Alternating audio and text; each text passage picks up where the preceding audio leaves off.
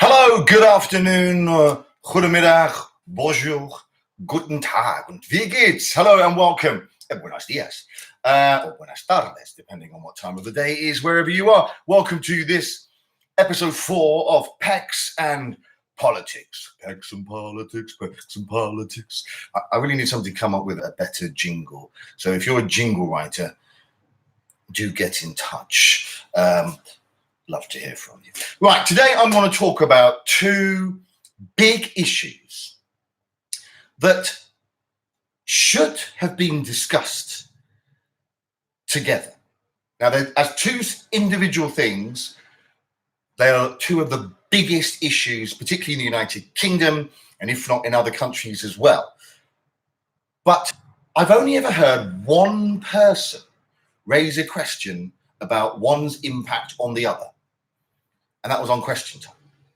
Now, just because I only ever heard one person doesn't mean that there aren't people raising it as an issue. I sincerely hope there are, and I sincerely hope there are politicians, particularly in the UK, who've raised it in Parliament or in committee meetings as an issue, but I've not heard it.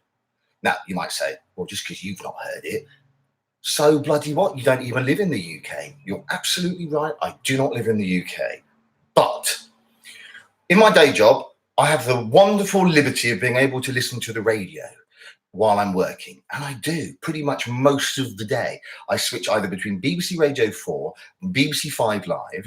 And if I can't listen to something then, it's usually either news related or a debate, or it's a documentary about something political or recent history. If I'm not listening to those, I will go onto then YouTube, and I might find, because Channel 4 News, they do a lot of, they've got a lot of videos online from their previous news stories. They'll focus on different issues.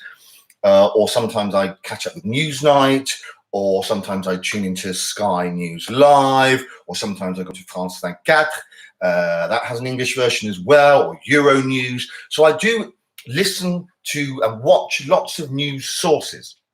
I've never seen anybody raise this or heard anybody raise this as an issue, apart from once on Question Time. They raised it as a question or a point, and then nobody applauded her, nobody sort of really picked up on it, and nobody took it any further. So I'm a little bit surprised. If I'm wrong and you know that there is a lot of discussion going on about it, I'm just not finding that information, then please do direct me to the right place.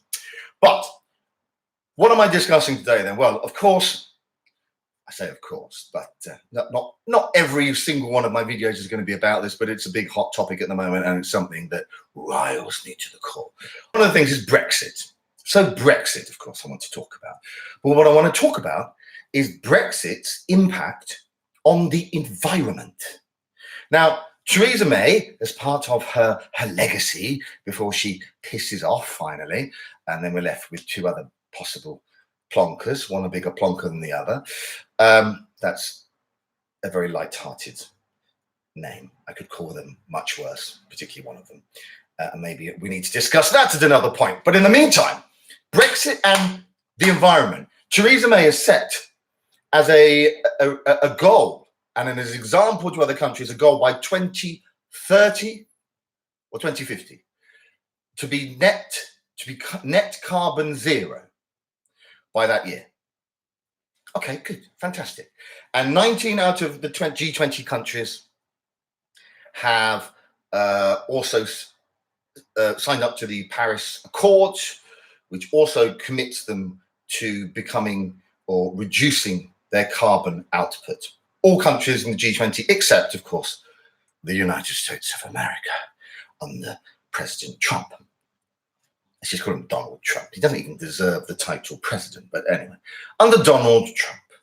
Now, why Brexit and the environment? As I say, nobody ever raises this as a question. Everybody's like, all these Brexiteers like, yeah, we're going to be global Britain, we're going to be independent, we can control what we do, we can buy what we want from where we want at the best prices, and we can get some amazing trade deals around the world with all these countries that we don't currently have our own individual trade deals, but we've got great trade deals with them because we're part of the EU. But fuck that, we want to get our own trade deal, which we're not going to get.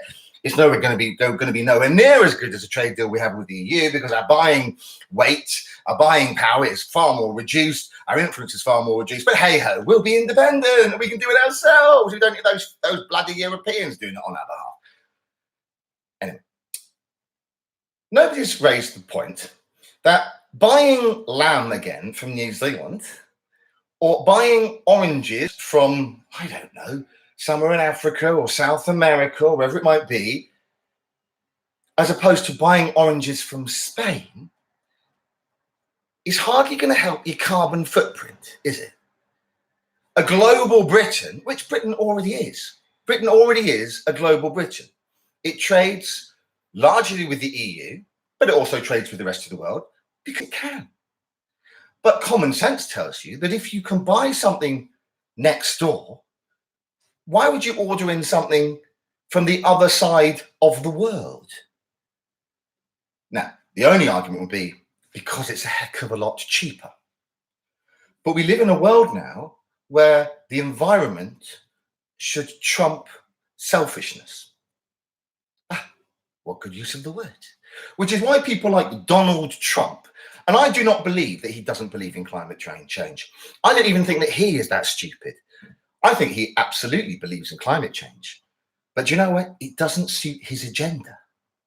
Most of the people who deny climate change are very wealthy business people.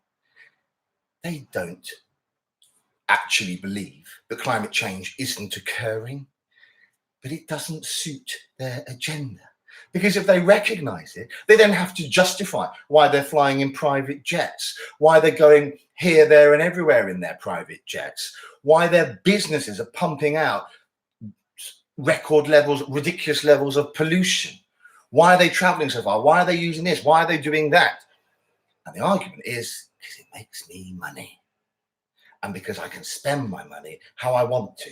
I don't have to justify it to you. And you know why I don't have to justify it to you? Because climate change is rubbish. It's not really happening. It's just a lie. It's just part of the natural wave of the earth. There's been climate has changed over centuries and millennia. It's just part of the natural development of the planet, which is, of course, complete nonsense. But if a wealthy person recognized it, then they'd have to then come up with excuses and justifications for their polluting antics. So how on earth then does Brexit... Hello, Marcus. I forgot that I was live. I am live. So if you want to say something, throw something in, then please do. Thank you very much, Marcus, and good to see you here.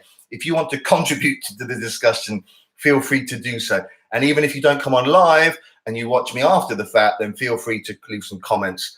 And I do try and do some feedback sessions as well at some other points, so we can revisit some of these topics as well, because they ain't going away. Climate change ain't going nowhere, and Brexit ain't going nowhere. Even if we manage to get Parliament to agree to a withdrawal deal and then to a deal, Brexit ain't going nowhere. Whether we leave, whether we stay, it's still going to be an issue for decades.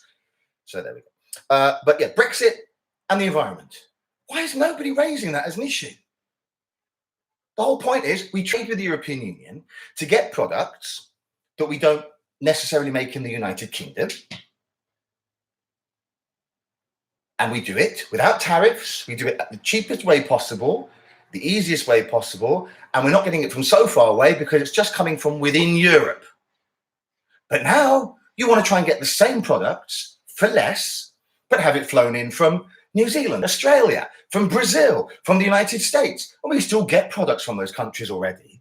Of course we do, because those countries produce things that we don't necessarily produce in Europe or don't produce locally, you know? But the whole point is you buy as locally as you can because it makes sense, first of all, but also because it's better for the environment.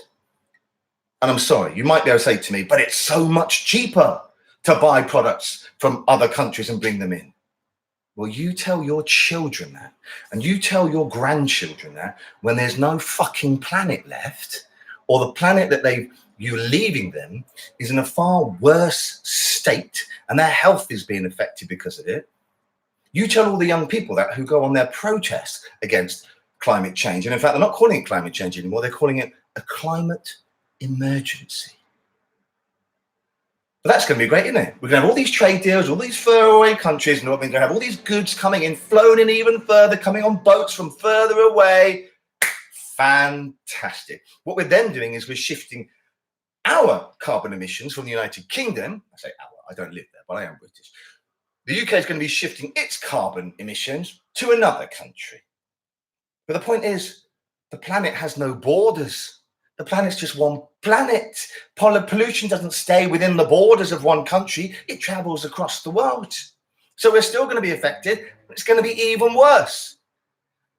What another shiny, sunny upland, what is it? Uplands, milk and honey that Brexit is offering us and the whole world. Doesn't it make you smile? Okay, of course, Brexit is always a scheme of disaster. Yeah, I couldn't put it better myself. Anyway, that's 10 minutes of me ranting. I only thought I was going to come on for 3. I've got to go and pick up my partner, take the dogs for a walk. I will see you all soon. I've got a whole load of topics here that I do want to be discussing over the next few episodes. But I'll leave it at that now for Brexit and the environment. If you've got something to say, feel free to throw in your comments. And if you have other topics that you'd like me to discuss, then also you can throw in some suggestions. What do I have written here? I've got democracy versus survival. I'll explain that when I do. I've got sex workers' rights, sex workers and adoption. What does that say? I can't even see what that says. Anti-Semitism, anti-Zionism. What the bloody... I can't even recognise what that is. I can't even read my own writing. Maybe that's what else I need to discuss. Improving my handwriting. All right, I'm going to catch you again soon. Thank you for tuning in, and ciao for now. This has been PECS and Politics. Send me a jingle.